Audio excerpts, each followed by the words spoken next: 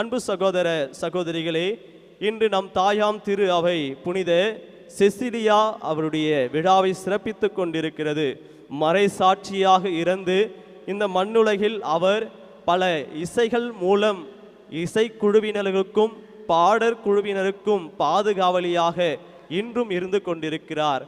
நாமும் வீடுகளிலும் சரி, ஆலயங்களிலும் சரி, தனிப்பட்ட வாழ்விலும் நாமும் இறைவனை போற்றி புகழ்ந்து நாம் தனிப்பட்ட முறையில் இறைவனுக்கான நிலையிலே அவருக்கு நன்றி சொல்லி நாம் பாடல்களை எழுப்பிக் கொண்டிருக்கின்றோம்.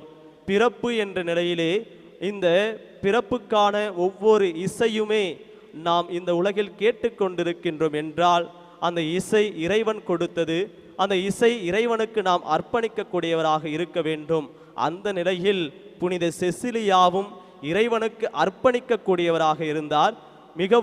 மிகவும் அவர் கடவுளோடு இணைந்து கடவுளே எனக்கு மணவாளனாக, கடவுளே எனக்கு என்னாலும் என்னுடைய வாழ்க்கைக்கான துணைவராக இருக்கிறார் என்ற நிலையிலே ஆழமான நிலையில் அவர் தன்னுடைய வாழ்க்கையை அர்ப்பணித்தார்.